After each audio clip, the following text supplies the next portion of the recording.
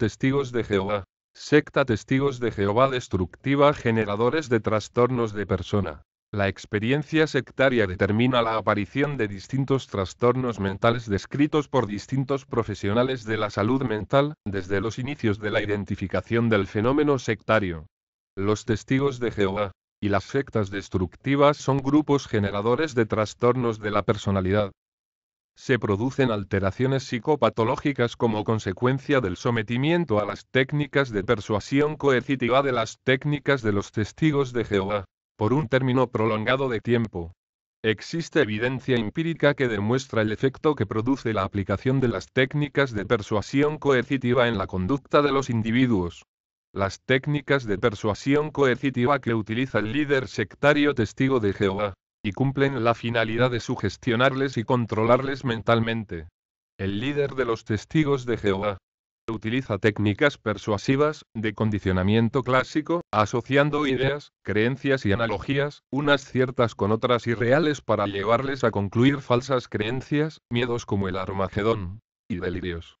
Por medio de las creencias inventadas por ellos, y fantásticas que induce en sus adeptos testigos de Jehová, el líder o anciano consigue su objetivo, lograr reacciones específicas según su conveniencia. O sea, que produce en ellos una visión del mundo completamente alterada y fabricada. Los adeptos testigos de Jehová defenderán sus creencias e interpretación de la realidad como únicas y absolutas, descartando totalmente cualquier argumento o posibilidad contraria a la de ellos. No comprenderán argumentos e inclusive rechazan cualquier prueba existente en sentido contrario, puesto que hacerlo resulta ser para ellos doloroso. Les hace sentir inseguros y culpables.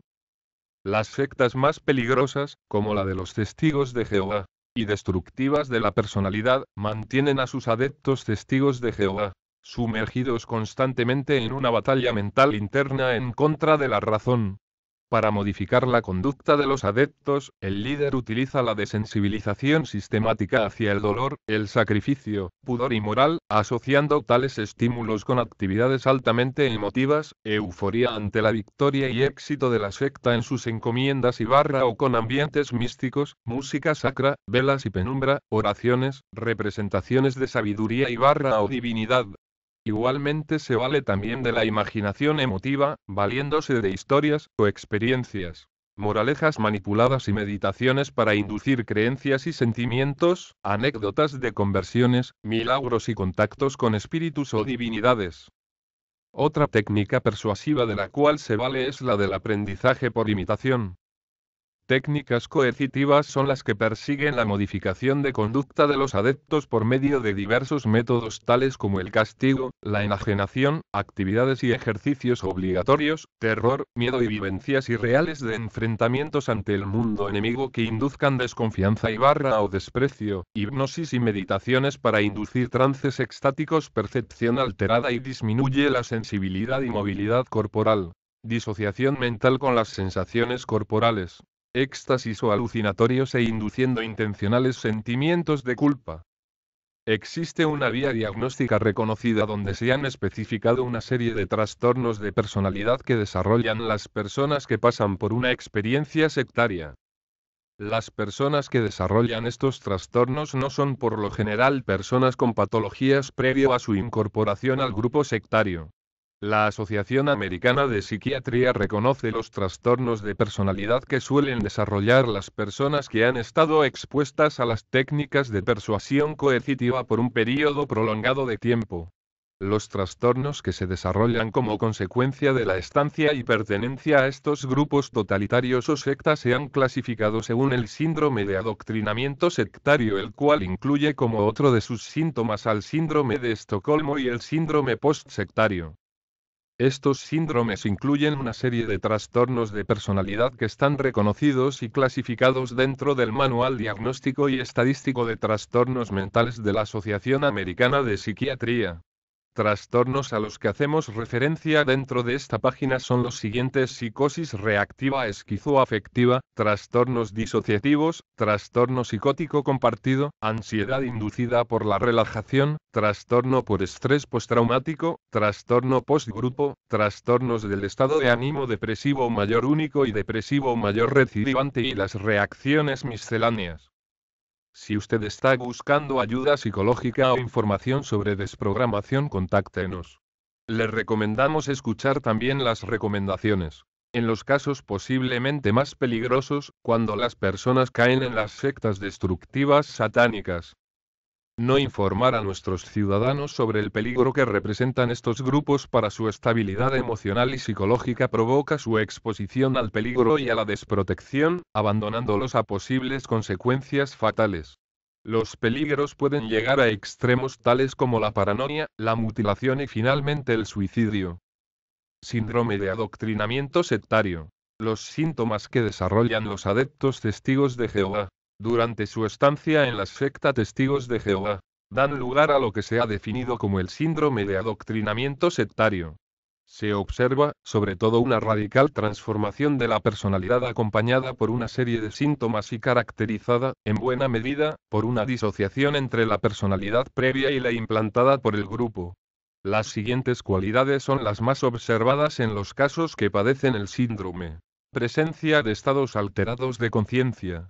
Las operaciones del proceso de internalización cognitiva quedan alteradas, afectando la percepción acerca de lo que es bueno y malo para uno mismo y para los demás, manifestado a través de un repentino y drástico cambio o alteración en sus sistemas de valores, incluyendo el abandono de sus metas académicas, sociales o laborales anteriores. Lo que es bueno y malo para su futuro dentro de la sociedad cambia, puesto que la realidad del mundo cambia y pierde interés en lo que la sociedad le ofrece. O ataque a la evaluación del propio yo, desestabilizando los aspectos más centrales de la persona. Deterioro de la conciencia de sí mismos. El concepto sobre lo que es bueno y nocivo para sí mismo cambia totalmente. O cambio en la personalidad de los adeptos, con fuertes sentimientos de culpa. Desarrollan gran sentido de culpa, porque únicamente su líder entiende y conoce los pensamientos e intenciones propias, pero constantemente le acusa, con el propósito de intensificar necesidades de superación dentro de la secta, en sus adeptos. O la conciencia social básica queda en el adepto minada. Su percepción de la realidad queda completamente alterada. Desarrollan una visión paranoica del mundo exterior y una desconfianza hacia sí mismos y hacia todos los que no pertenezcan a la secta. Se debe a que están convencidos de que únicamente su líder puede entender y conocer los pensamientos e intenciones del mundo exterior. El control de las emociones queda en el adepto alterado. Como resultado de la técnica de persuasión coercitiva, que consiste en negar el yo, destruir su ego. Es un ejercicio comúnmente enseñado por los líderes sectarios y no se debe confundir con el mecanismo de defensa llamado negación, que utiliza la persona para negar la existencia de un conflicto. Rechaza o ignora su realidad al sentirse incapacitado para resolverlo. Es similar al mecanismo de defensa, pero la práctica consiste en conscientemente negarse satisfacer alguna necesidad. Desarrollan conflictos emocionales al tratar de reprimir conscientemente sus emociones y sentimientos. El sufrimiento se agudiza en ellos, cuando al aceptar humillaciones de su líder o al aceptarle tareas indignantes, voluntariamente se desarman de sus mecanismos de protección, respeto y consideración hacia sus sentimientos y emociones, creyendo que tales necesidades son producto de su egoísmo y tienen que sacrificarlo. El líder sectario les acusa y convence acerca de su profundo egoísmo y por ello tienen que vencerlo. O los mecanismos de defensa, según los psicoanalistas, quedan alterados. Es lo que realmente ocurre con los adeptos. Los utilizamos normalmente, pero como resultado de la autorregulación interna o del proceso de equilibración del constructivismo de Jean Piaget, y en el caso de los adeptos, cuando se enfrentan a un conflicto cognitivo o a una disociación, los mecanismos de defensa ayudan a encontrarle relación y lógica a lo inaceptable. Son reacciones que le permiten al adepto funcionar con normalidad, sin razonar a profundidad, ignorando aquella corazonada o pensamiento subconsciente que le dice que algo realmente está mal. El mecanismo de defensa más utilizado por los adeptos es el de la negación y el peligro mayor de esta práctica no es el engaño, sino el grave daño emocional que se ocasionan. Por medio de la autosugestión aprenden a engañarse, ignorando y mostrando aparente indiferencia hacia cualquier dolor emocional. En algunas sectas el líder hace creer a los adeptos que tan solo seres muy superiores e iluminados pueden desasociarse totalmente de sus sentimientos, porque su espíritu tiene la capacidad de poder desprenderse del cuerpo y de la persona. Esas sectas son las más peligrosas. El estado alterado de conciencia tiene la capacidad de suscitar el desarrollo del trastorno de identidad disociativo, anteriormente conocido con el nombre de trastorno de la personalidad múltiple. El adepto se autosugestiona para en determinados momentos ignorar su propia identidad.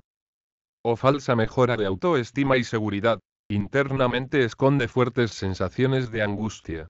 El verdadero sentir personal es suprimido. Se da cuando el adepto responde a las exigencias de mostrarse complacido, alegre y entusiasta todo el tiempo. Groenveld, 1999. Por medio de inducción de ideas y pensamientos, a través de técnicas sugestivas, el líder les enseña a autosugestionarse, convenciéndose de que son más felices y de que dentro de la secta todos se aman, a pesar de experimentar frecuentes rechazos, humillaciones y desprecios. El líder les hace creer que el camino que les traza, a través de sus enseñanzas, les transforma en seres superiores en lo intelectual, lo espiritual, emocional y con capacidad de percepción superior al promedio. Disminución de la flexibilidad mental. Intransigente, cerrado de mente, incapaz de aceptar otros puntos de vista. Degradación de la inteligencia emocional. Como consecuencia del estado alterado de conciencia se da una disminución en la calidad de las relaciones familiares y extragrupales. Ocurre una especie de retardo en su inteligencia racional, social y emocional. Infantilización. Inducción a la dependencia y sensaciones de incertidumbre y duda. Falta de autoconfianza. El líder sectario desarrolla en el adepto dependencia extrema hacia él. Logra hacerles sentir inseguros de su criterio propio, tras aplicar técnicas coercitivas como el castigo, los gritos, humillaciones e insultos cada vez que toman decisiones o ejercen su criterio propio para resolver cualquier conflicto, sin previamente consultarle el curso de acción que debe seguir. Cambia la personalidad del adepto con marcadas manifestaciones de miedo, ocasionado por las técnicas coercitivas utilizadas por el líder sectario. Especialmente manifestaciones de terror y miedo a la maldición de un castigo. Los aterrorizan con desgracias, catástrofes, maldiciones al traidor, fuertes castigos y humillaciones a quien no cumpla, dude de la sobrenaturalidad, la divinidad, decisiones y buenas intenciones líder y a quien no se adapte a las demandas del grupo. Surge una personalidad dividida, separación entre la personalidad sectaria y la histórica. La persona abandona sus costumbres pasadas. El líder se vale del cambio, para demostrar que el resultado positivo de la conversión observada evidencia la efectividad de su enseñanza. Cambios físicos, incluyendo pérdida de peso, ocasionado por las dietas extremas o los frecuentes ayunos prolongados.